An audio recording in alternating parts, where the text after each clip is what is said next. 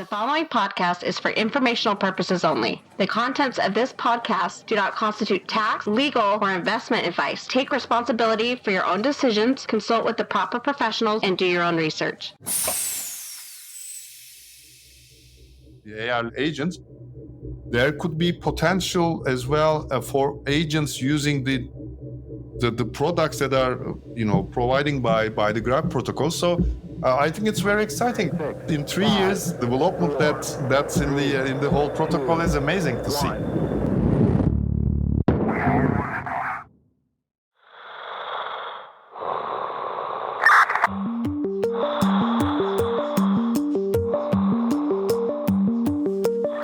GRTiQ podcast. We're like astronauts floating in the space of time.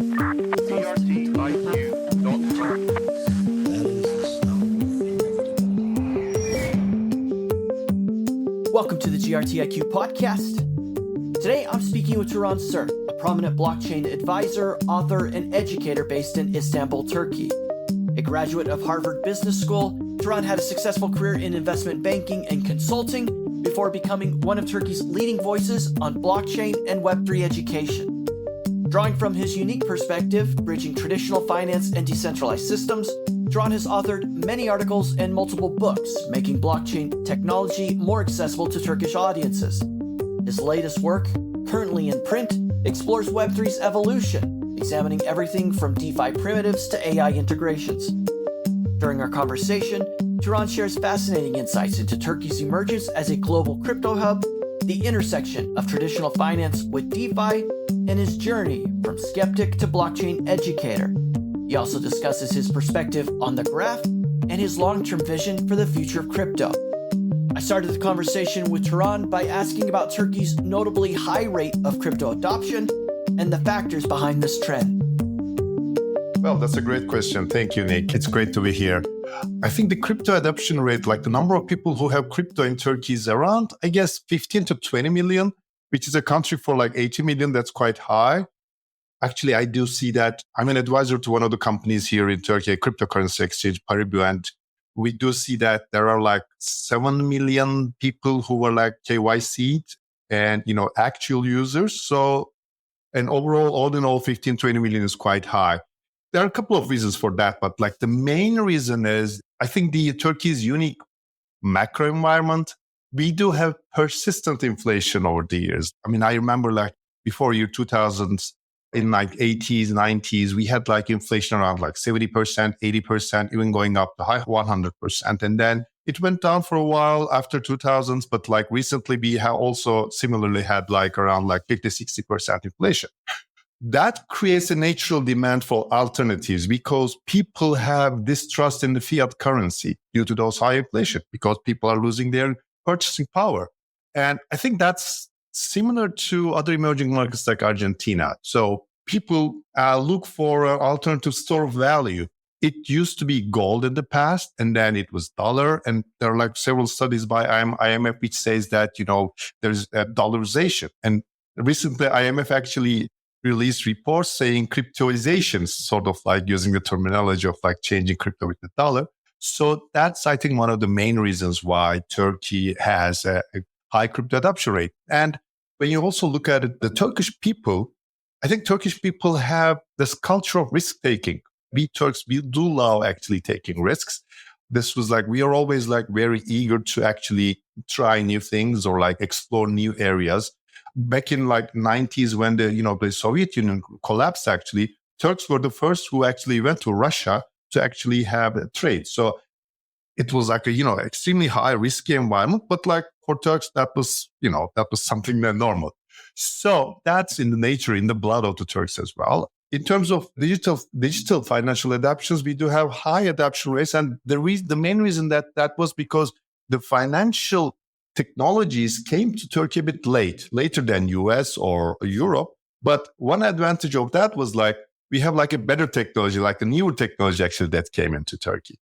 I mean, I moved to States in 99, and I was shocked when I actually had to deal with the banking system in US at that time. In Turkey, I was able to do everything with my bank, with phone and everything. But in US, you just cannot do it. So it was like, even though we were like latecomers, it was for us, the penetration of like digitalization, digital products and fintech products were actually high. So still to this day, I think fintech is like quite developed in Turkey as well. The other thing is, unlike the US or other markets, Bitcoin is one of the most well-known products in terms of like the crypto usage. In Turkey, it's a bit different. In Turkey, it's, as I said, like similar to what we had in dollars. We see stable coins actually being quite adopted, and you can see that everywhere in Turkey. So that's, I think, something different than, although, globally as well, we see, stable coin adoption quite high, but in Turkey, it's, I think, at its maximum. So that's kind of like how I see the adoption. The other thing is, obviously, we have like an easy on-ramp and off-ramp in Turkey through cryptocurrency exchanges. That's also one thing that can be added. Yeah, I think that's why we see, a high crypto adoption in Turkey. Listeners are going to find out a lot more about your personal story as the interview goes on, but you work at university right now. You teach something on blockchain. I'll let you tell us a little bit about that, but that gives you insight into the future as well. So if that's sort of the present state of adoption, there's a lot of young people at university exploring blockchain, exploring crypto. You have a front row seat to all of that. What can you tell us about the next generation of builders that are sort of arising within Turkey? You're right. So far I have discussed Turkey as, from the investment perspective, like people investing in the crypto. It was not about building products. That is something up and coming. When you look at from the macro perspective, I think Turkey and the new generation in Turkey, they are quite edgy and they are technically advanced. And you do see that actually in, fintech sector a lot, like, gaming in Turkey is quite well developed. There are a couple of unicorn companies, fintech companies, payment services. They are developing a lot. So that, I think, is now it's time for Web3 builders coming into the market. It's kind of like recognized in the global sphere as well. You do see many actually Web3 communities actually holding, events in Turkey, like Ethereum had like DevConnects in 2023. Same year, we had here Solana hacker houses, also Cosmoverse from the Cosmo ecosystem. They all had, their events in Turkey because they do know the importance here of the Turkish community and how it's developing. And that development is actually started from the universities. The universities are very active here and university clubs are very active. There are like several university clubs, like each university has their, blockchain clubs. And the leading one is not the university that I teach at, but the other one. They have like 1,500 members. So that's like quite high. And you do see several startups actually coming out of the system as well. There are like several roll-ups that are coming out of Turkey. One is building up right now on Bitcoin, for example, called Citra. And several wallets as well, like Play, which one of the founders was, I think, guest in one of your earlier podcasts. I've seen that. So that's, there are several initiatives that are coming out of that. But I also would like to add something that maybe actually need to, people talk about Turkey and like the Turkish community, but interestingly enough, we do have a significant amount of actually developers coming from outside of Turkey. And they're actually mostly coming out of Russia and Ukraine. Obviously, due to political conditions and like the geopolitical issues, they're kind of reluctant to stay there. And like for them, Turkey is a very welcoming environment. And you do see actually in Istanbul, which is obviously the hub, like the economic hub of Turkey, but also on the southern region, like there's Antalya and Kaş, where you see Web3 communities are built up, and like you see a lot of Russians and Ukrainians living together peacefully and developing products for Web3. And I think Turkey is kind of like showing them or giving them, hosting them in that environment, which is something quite interesting and quite exciting, when you ask me. Given your background in traditional finance, and again, for listeners, this is going to be more clear as we move through the interview, but you have a lot of background there and deep understanding. When you think about the economic conditions in an emergent area of the world like Turkey and the impact that something like crypto or blockchain can have, clearly there's this speculative nature to it, and that exists everywhere.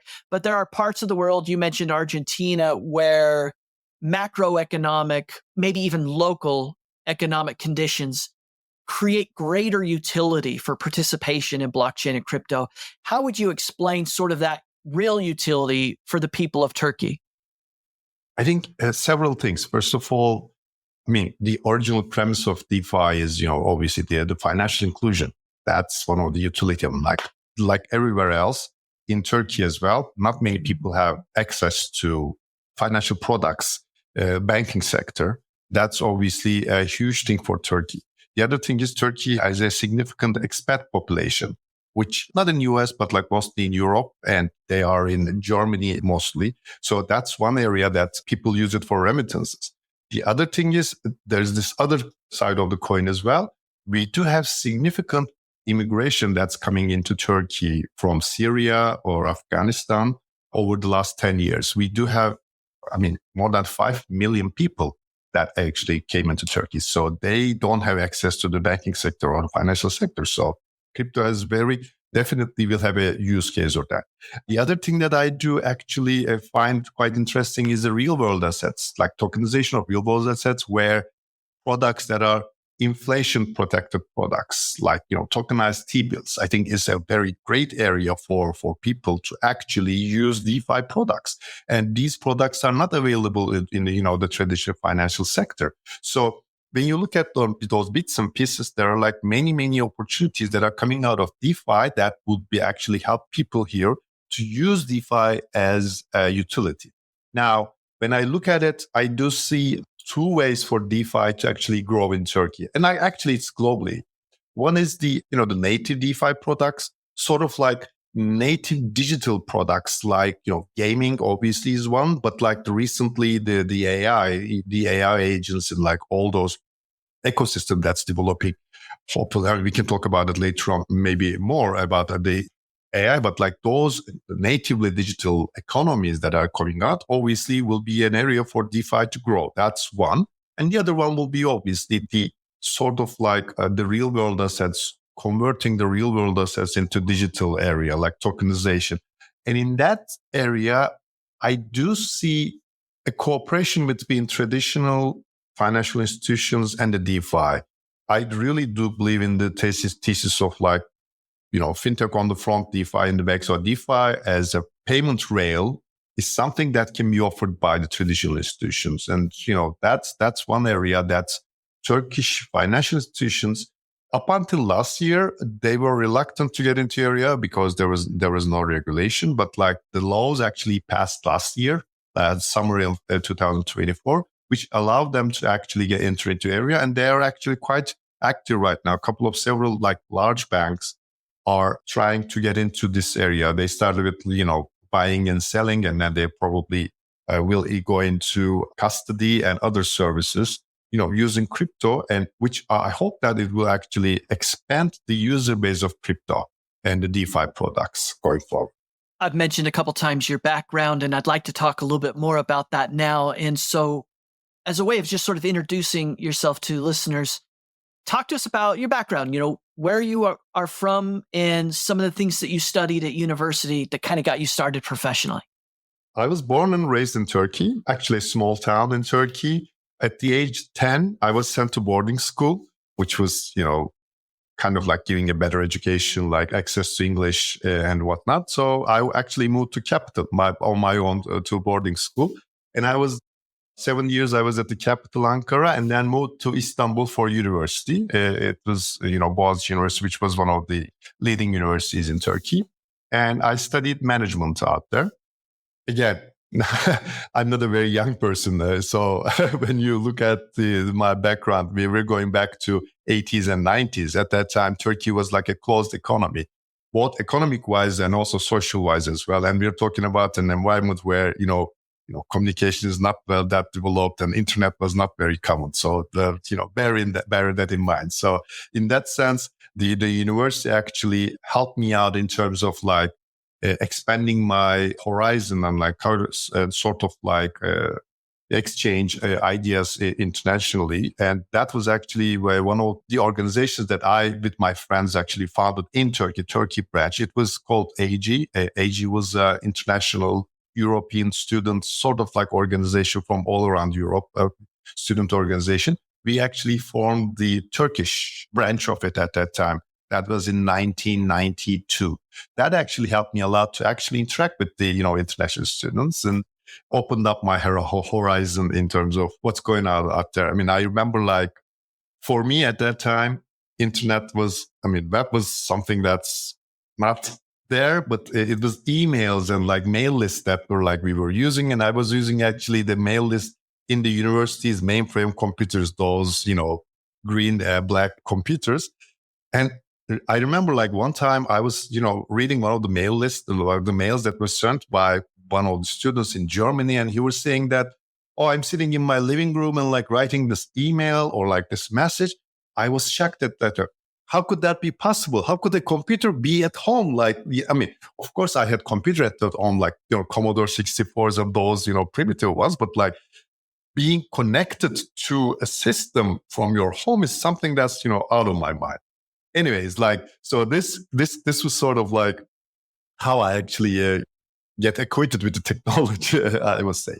That was like my, university days. And then once university is done, I was more like into numbers. So I decided to actually get into accounting. And at that time it was, I was a young kid. I had no idea what, the world or like, the business environment. It was more like kind of like the trend. So you look at your friends and like everybody was trying to get into audit companies at that time, the accounting audit companies. So I applied to audit companies and then got into one audit company, which was actually a very good experience for me in the sense for me to understand. It was sort of like a second degree. So using accounting in real life in different companies and different settings, like in different industries. So that helped me a lot in terms of like understanding what I want to do next.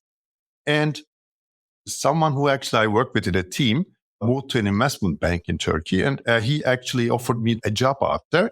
I said, yeah, sure. I mean, investment banking seems fine, the finance, like understanding, the valuation of the companies. So I moved into investment banking and it was really fun.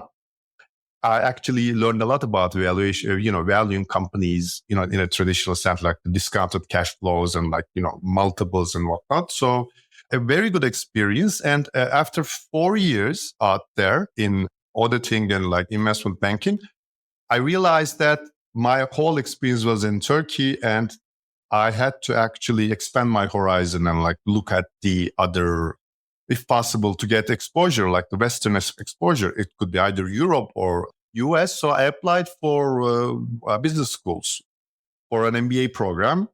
Luckily, I got accepted to Harvard. So I went to Harvard Business School from 1999 to 2001. Amazing experience, amazing networking opportunities, meeting with, obviously a large number of like students, but also like companies coming in, making presentations, internship opportunities and whatnot. So this was like 2 great years in Boston. During my summer between first and second year, I got an internship offer from a company called Booz Allen, which is not, it's part of like PricewaterhouseCoopers at the moment, but it used to be an independent company at that time, a consulting firm in their New York office. So I actually had the internship and then they offered me a job. So after business school, I accepted the offer and started consulting, management consulting, strategic consulting, which was actually great in the sense that it gave me the exposure to US business, US mindset, the global mindset as well, because I was also giving consulting to international companies also in Europe as well. So this was like 3 years of great experience. After 3 years, we came to like 2005. And that was the time where Turkey dramatically changed. So we had in Turkey, as I said, like huge inflation. The main reason for huge inflation was like political and economic instability. After the elections in the year 2002, we had like one party rule and the political instability actually went away, which resulted in Turkey to actually kind of like rising high. And so 2005, it was the time where Turkey was like really flying high. So I got an offer from one of the leading groups here. So I moved back to Turkey. I started working in a group in Turkey, and I was in charge of several of their investments as an executive board member. So that actually tenure actually went up to 9 years. And then I moved to the university of that group. I was in charge of the non-academic activities of the university for 2 years. So it was 95 to 2016. So it was like 20 years of like professional experience. I kind of had this urge of like, maybe I should do something on my own. Like, why don't I, work on my startup? So I decided to actually build a startup with two actually of my friends from university. So we actually built something. We tried to build something, I must say, and it didn't go as we planned. But that startup actually had led me to get into the blockchain area. That was the main positive outcome for me. So I had the startup from 2019 to 2018 to 2019. And at that time, I got into the blockchain space. I want to ask you a couple follow-up questions, and then we're going to talk more about sort of what happened with the blockchain. The first question I want to ask you is, I had the opportunity to interview somebody that lived at Poland at a time when Poland moved away from communism into capitalism, and they were able to share sort of firsthand experiences of what going through that experience was like. I know you're not saying the exact thing happened here in Turkey, but you were part of an evolution of a country. And not a lot of people sort of live through that experience. But what are sort of the one or two insights that you gleaned watching Turkey in your youth grow, kind of hit this moment in 2003, 2005, where things changed? Like, what are the insights? What are the key learnings there that you sort of took away from watching that happen? I mean, I don't know if it's like insightful or not, but like before going to US, moving to US in 96 and 99, I was in investment banking. And I mean, I was doing M&A and IPOs, but like M&A we had to go to companies and explain them what M&A was. So they had no idea. I mean, we were telling them, look, you want to grow, you can actually have, get foreign investment. You may find your partner from, US or Europe, and they actually look at us as if you're like aliens. Like, what the hell are you talking about? Like, who would come to Turkey? Why would they come to Turkey? So that was the mindset at that time. So it was like basically investment banking for us for educating the companies about like what it is. Like, so that was the mindset at that time. Now, I moved to US in 99. When I was back in 2005, everybody knew about, the M&As and like the foreign direct investment was like going through the roof at that time, which was literally from zero. So even though I had the connections, so it was like really interesting to see how the country changed in the 6 years while I was away, in US. You see that change, how people are like more Western looking and like how the mindset has changed. So it was amazing to see that. So that was something very, very interesting for me to see at that time. And this other question I want to ask you is about this pivot of interest into blockchain. So recapping sort of your trajectory here, you're clearly a good student. You went away to boarding school, you got good grades, went to a great university, eventually get into accounting with some very well-known global firms. You go to Harvard Business School. That's not an easy thing to do. You become an entrepreneur. So in essence, you're a very serious person. You've got a great career. You're a smart person. And then at some point you become aware of blockchain and it pulls your interest. Why would a very serious person, especially with background in traditional finance and accounting, ever have any expressed interest in this weird thing at that time called blockchain and crypto? Now, let me tell you, once I bumped into blockchain and kind of like see what crypto was, I think for a year, I totally resisted it. Like I said, that cannot be possible. That seems bogus. Like there's no way this could be real. So, I think I went through that phase. And I actually, sometimes when I hear people who are coming from, who has, obviously you do have a baggage, right? Like coming from all the, as you said, like this background.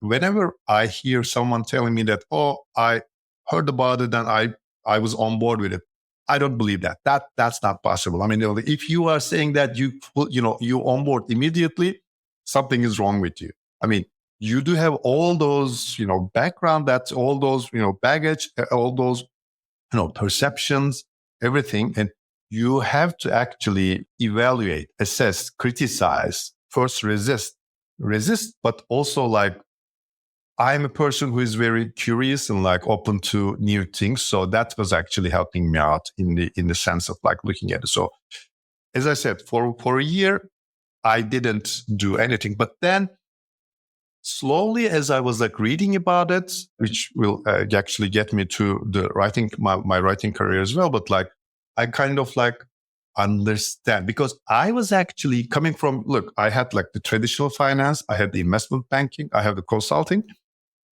I had seen the pitfalls or the drawbacks of the financial system. And that's actually when you see this new paradigm, new environment, you do see that it may actually help you out in that sense. So, because as I said, I saw how inflexible or how complex or how slow the legacy financial system was, in traditional finance.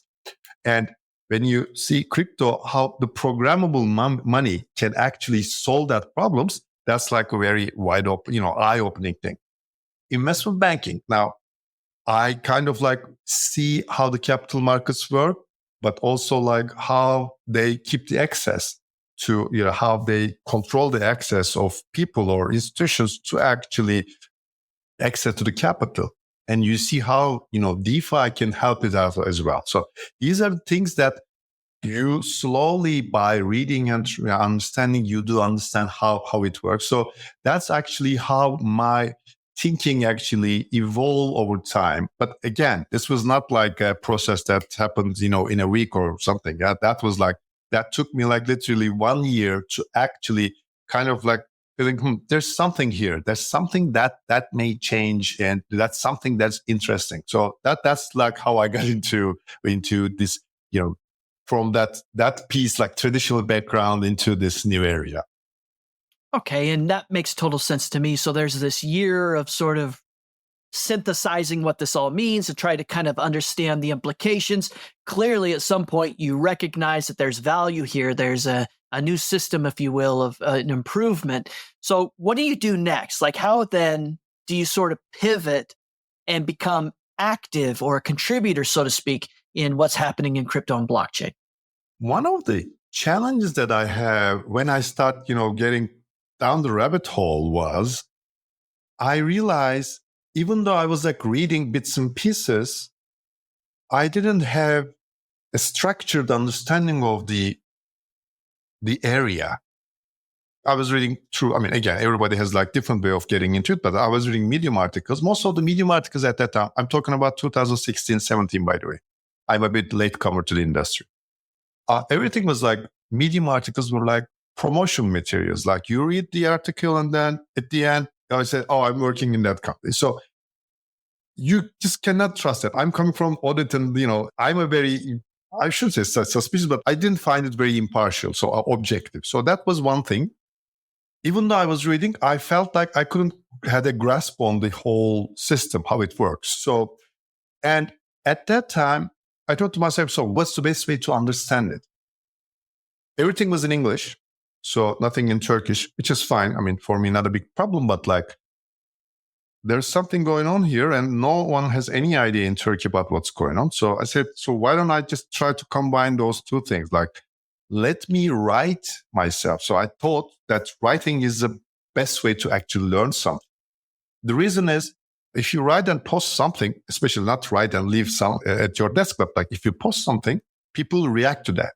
And you kind of like make yourself vulnerable. Even if you don't know something, if you write something, that you have to learn it to actually, you show to the outside world how much you know this or you don't know this. So that's kind of like, for me, it's like a challenge to actually force myself into writing. And I said, let me write in Turkish. So actually that will help people in Turkey. And then the next idea I had was like, so, okay, I'm going to write about it. I'm going to write in Turkish. Who am I going to write to? Who's my audience? And I said, let's make it simple, because simple is harder. Like all the readings that I was reading, the other thing about those, apart from promotion materials, were like all very complex, very advanced, highly technical.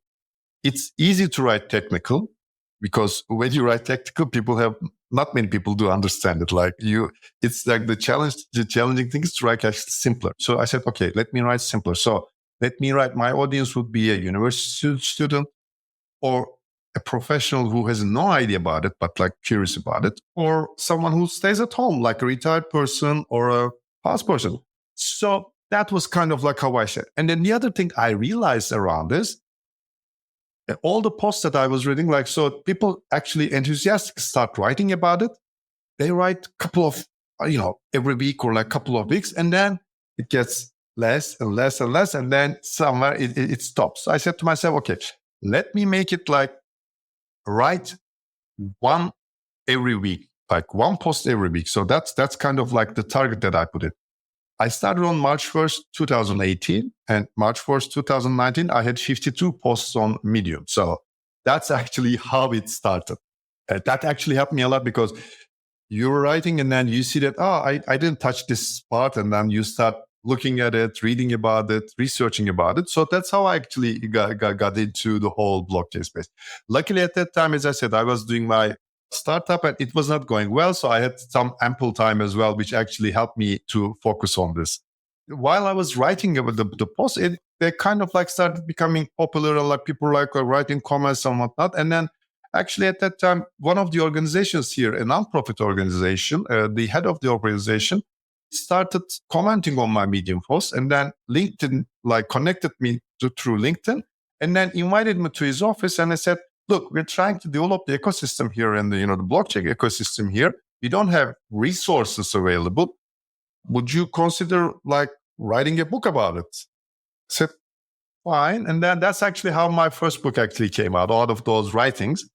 It was about blockchain. It was, the headline is Questions on or Questions with Blockchain. And that was released in September 2019. And that's actually where I kind of like pivoted, because that was the time we were like winding down our startup. That's actually when the book actually helped me out in terms of like pivoting into that area, because after that, I was offered several consulting or advisory roles in several institutions. And I pivoted like 90% of my time actually into blockchain space. And then the second book and third book came afterwards. So it's an amazing story, and it's fun to kind of get the inside look here into how someone like yourself started and where you are presently. Let's talk about the books then. So you mentioned the first one there. What did you write next? And part of the reason we're speaking today is because there's a third one coming and you've been working hard on that. So give us a little teaser as well on what the third one's going to be. Sure. So the first one was about blockchain, because this was like back then, it was not well known. So what I was trying to do, actually, the message that I was trying to give, and it was like giving people an idea of what blockchain is as a technology, what decentralization is as a concept, philosophy, and also what potential use cases would be. But again, we're talking about 2018 and 19. Back then, all the use cases were like, vague concepts, like gonna change all the world and everything. So that was a bit not, down toward at that time, the whole use cases. But at least the book was trying to give people an idea of what blockchain is. And I tried to make it as an easy to read concept, like sort of like asking questions myself and like answering those questions so people would actually kind of relate to.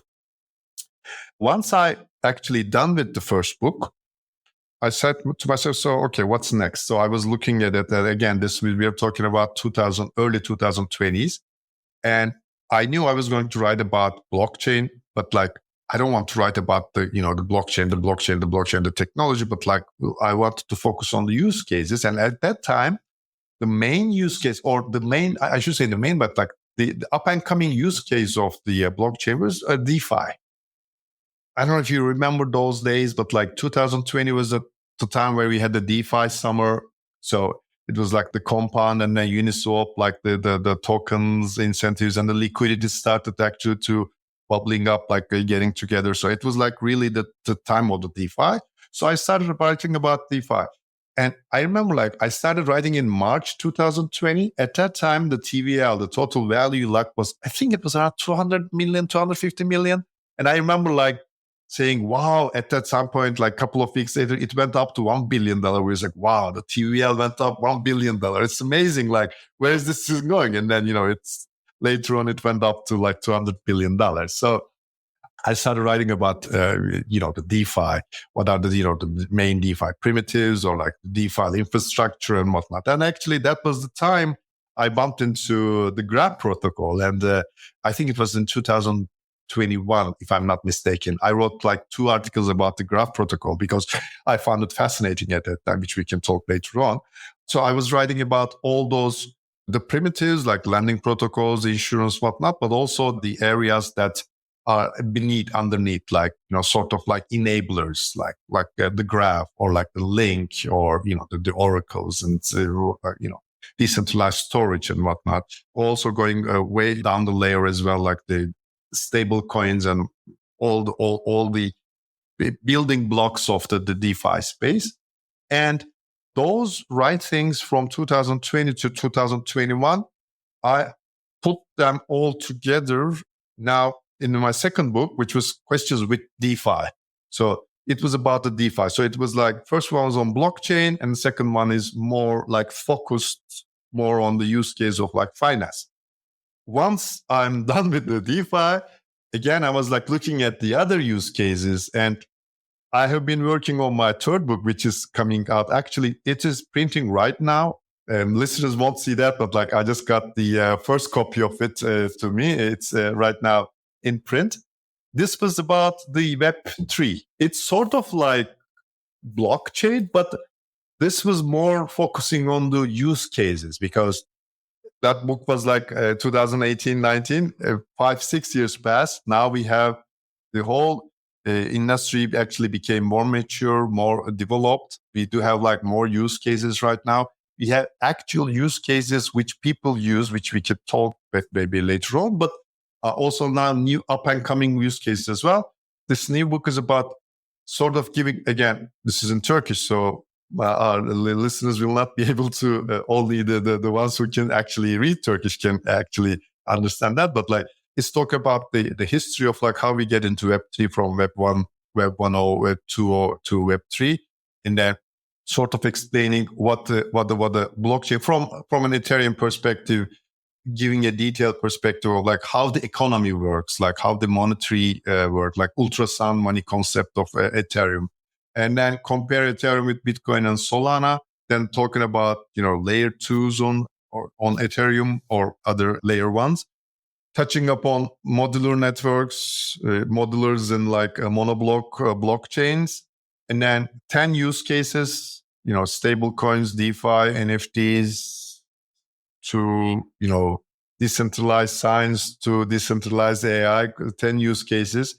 Also, several examples were also given in the book. Like I'm touching upon the crisis of 2022 and the 2023, like the 2022 crisis in crypto and like 2023 banking crisis as well. Talking about that.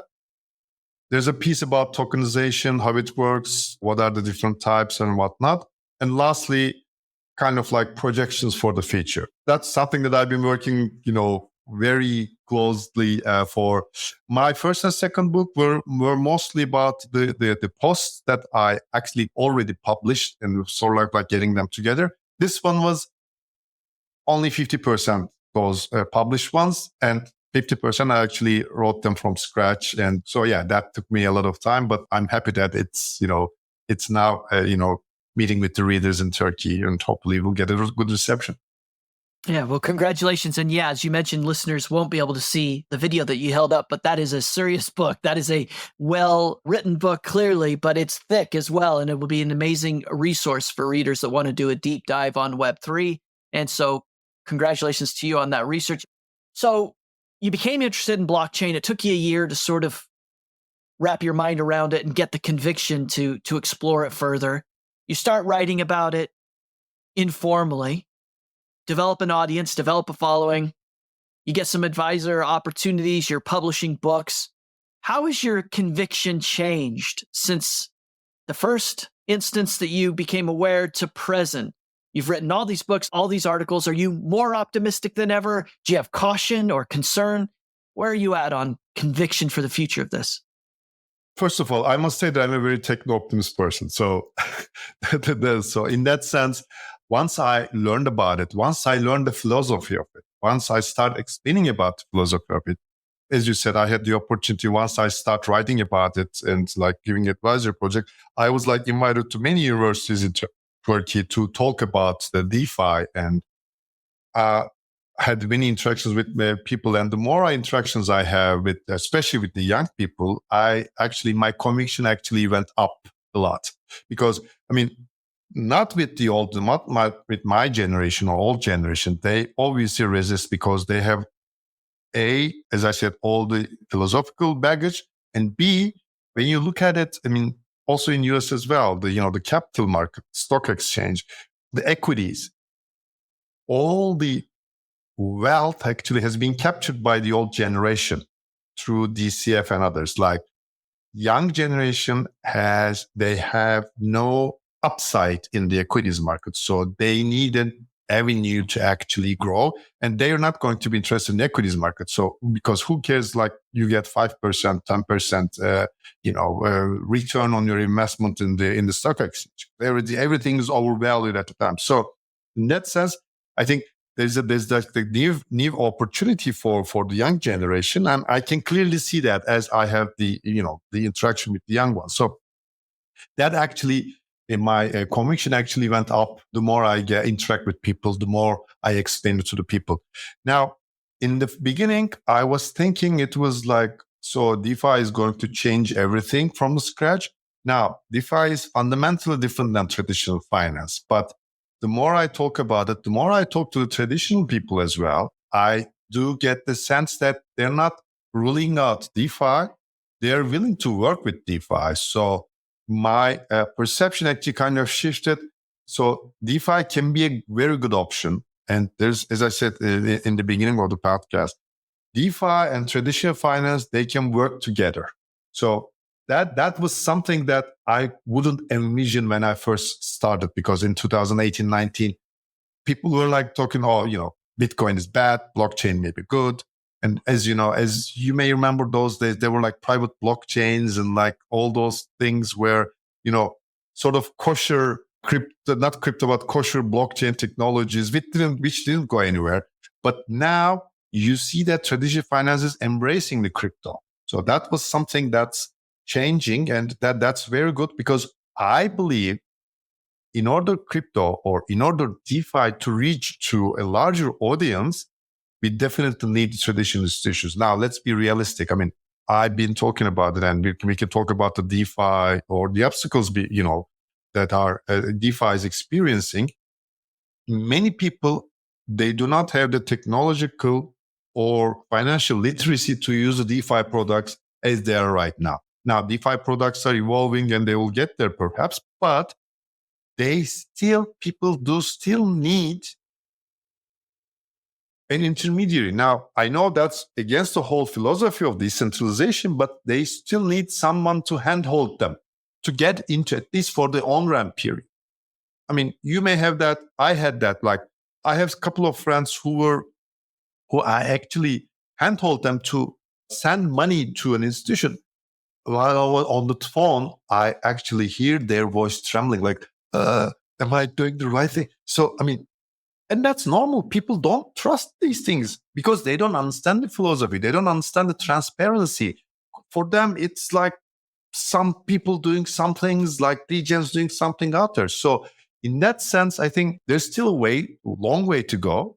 I do believe there's a huge potential still out there that needs to be tapped. So I'm very optimistic, and it's evolving. I can see that it's evolving. I didn't see that it's developing. So it's very exciting. And also, we'll probably get to that, but like with the AI and everything, I think that's like, there's a huge, I think, potential growth areas coming up, and we're not even seeing the tip of the iceberg yet. As you know, Turan, a lot of my listeners are enthusiastic about the graph. I'd be remiss if I did just get sort of your opinion on the graph.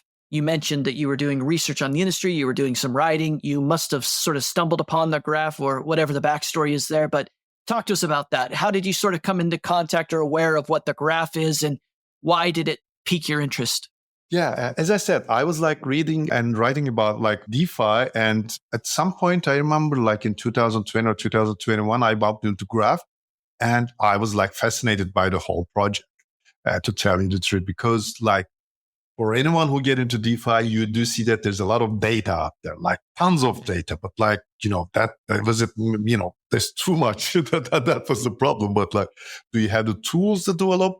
And back then, Graph was the project and it was decentralized. So that was also like very interesting in that sense, because you had, the centralized alternatives, but like, providing a decentralized indexing service that, allowed the developers to actually create subgraphs and like, so that was something that's, very eye-opening. That was something that I felt like one of the enablers of DeFi for developers. That's something a necessity. And that was like oracles. It's just something a necessity for the developers. So that's why I was like very interested in the project, and I looked at it and, decided to write about it. I write like 2 long articles. Normally I write about projects in one single post, and that was it.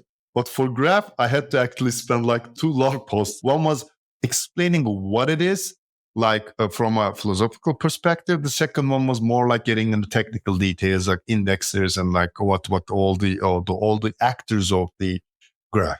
After that, I was looking at Graph from a distance, and now I see that like there are a lot of changes after that. After I wrote those things at the Graph, now obviously at that time it was only Ethereum, then there was nothing else, and then then it became a more multi blockchain approach. I see that the feature set is expanding, like with the firewalls, the substreams, and what excites me most is actually, obviously these things are important. 2 things actually that I find it very interesting. One is those, data verification, which is like verifiable data.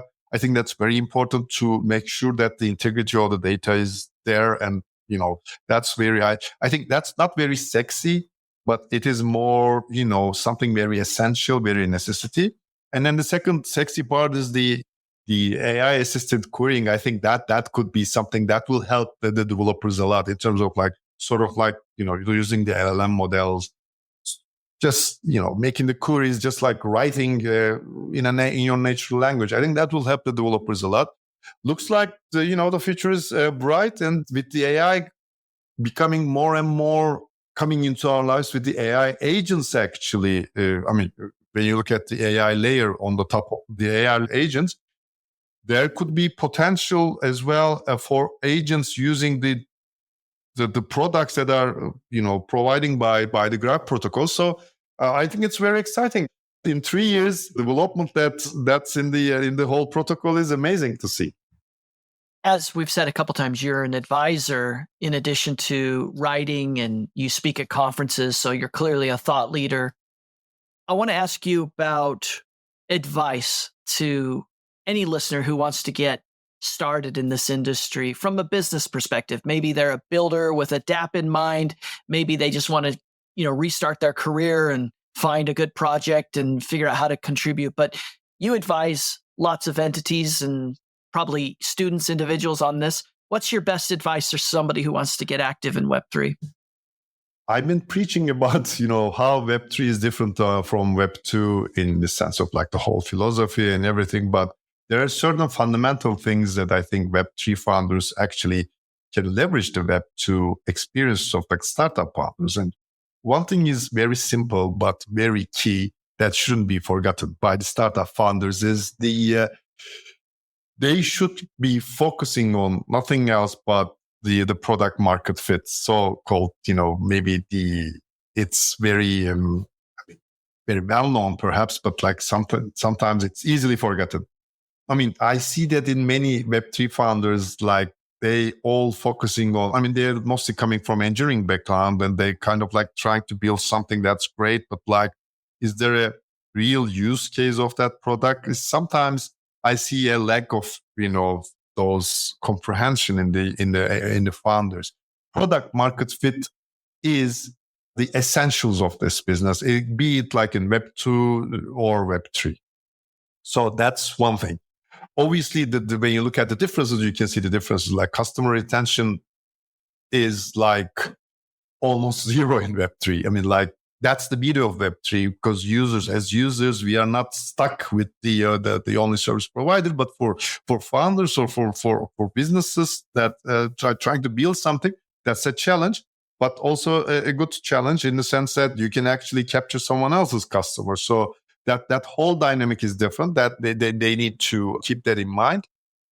And the other thing that may seem a bit controversial from me is I don't recommend founders to actually rush the decentralization.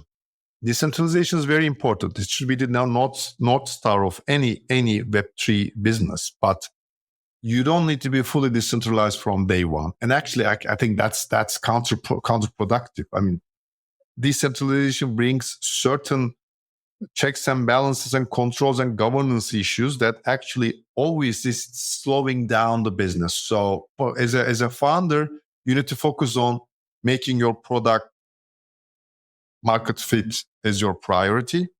And then once you feel like, I know that it's easy to set than done because you need funding and like, how are you going to get funding? You need the tokens and, but if you can, if possible, try to bootstrap without a token your business. And then later on, when it is time to actually then expand it. So, I know it's kind of like counterintuitive or like to the general trend, but that's how I feel like, and that's the advice that I would give to the founders.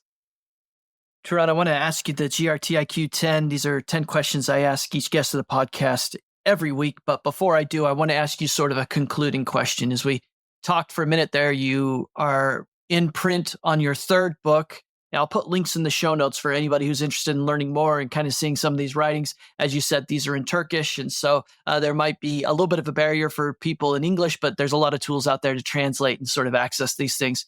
But you mentioned at the end of your next book on Web3 that there's a section about sort of the future and the possibilities. When you think about the future of Web3 and crypto, blockchain, all of it, what are some of the big milestones or the big things that you sort of anticipate having impact on adoption and driving this industry forward? I think we're also getting there, but like the on-ramp piece is still a challenge for most people, on-ramping to DeFi.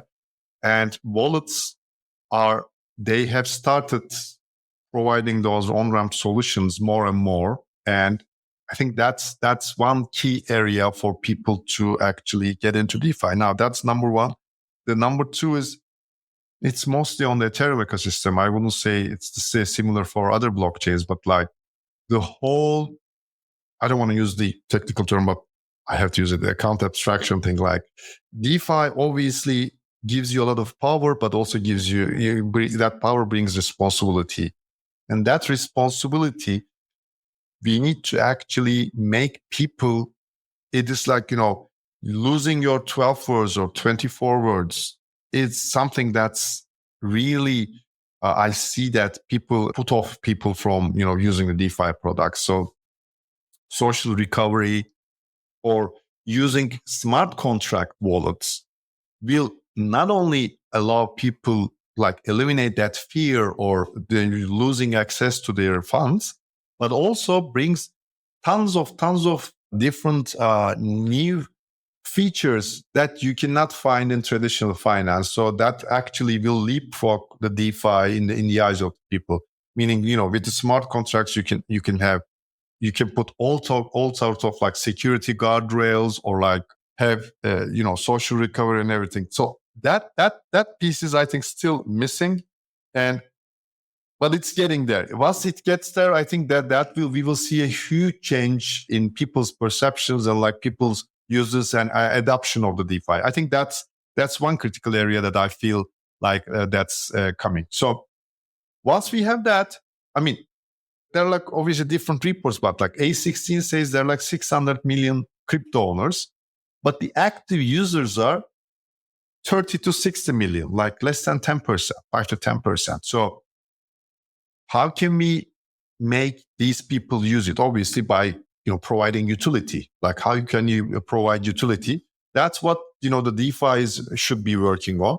There's a huge opportunity. And in order to use that opportunity, DeFi, as I said, will bring the new products, improve the user experience to actually capture the new audience. But the younger generations, they are born out of the DeFi. They are born, and that generation will go from gaming or AI and use DeFi. So in a nutshell, I think the opportunity is massive here. The potential is massive.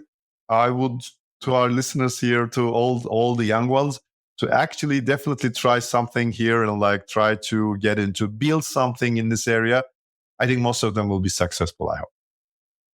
Well, Turan, as I mentioned, I'm now going to ask you the GRTiQ 10. These are 10 questions I ask each guest of the podcast every week.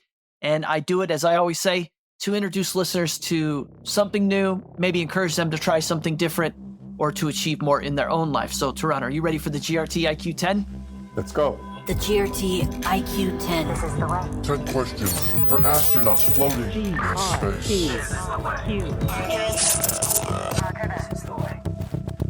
What book or article has had the most impact on your life? Many books, but I will say one piece, a very short piece.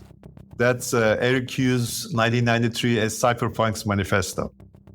And how about this one? Is there a movie or a TV show that you recommend everybody's got to watch?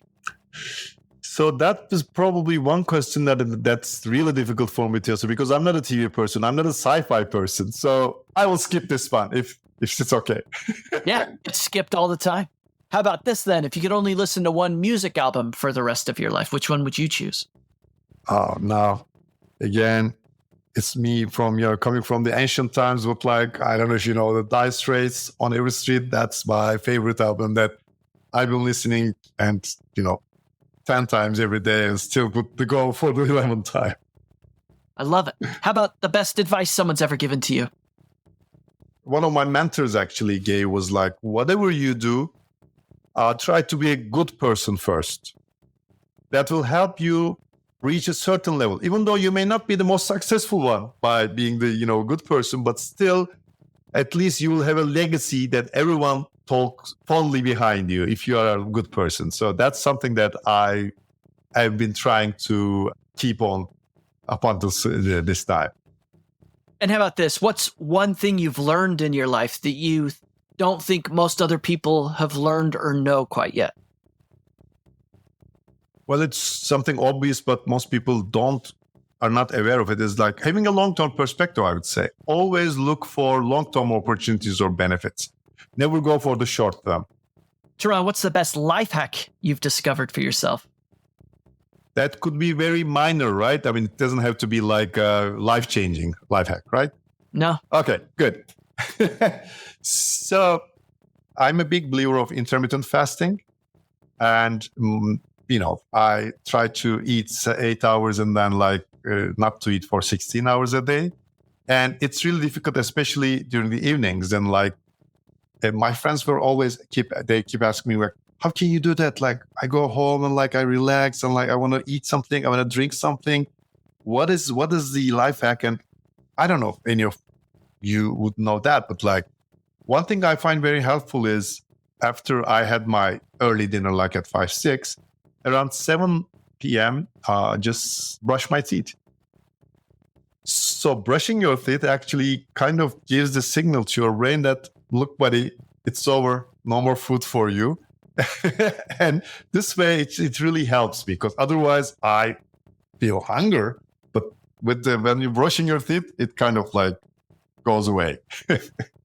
Makes sense. And Turan, based on your own life experiences and observations, what's the one habit or characteristic that you think best explains how people find success in life?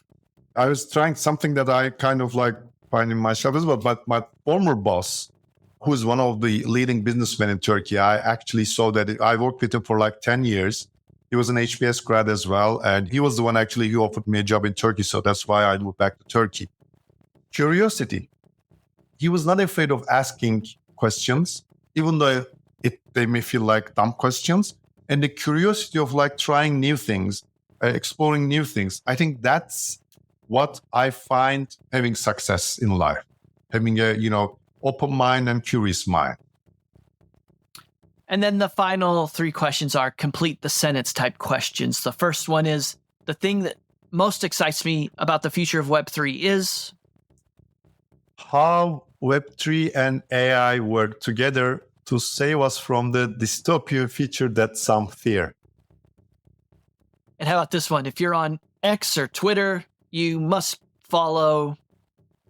I think many people do already follow, but like two people that I actually benefited a lot by following them was, one is Naval Ravikant, and the other one is Chris Bernesky, the author of Crypto Sets. So those were the two people that I find most beneficial for me. So I would highly recommend everyone to follow them.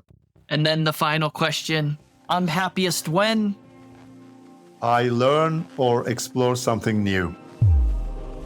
The GRTiQ 10. And I show you how deep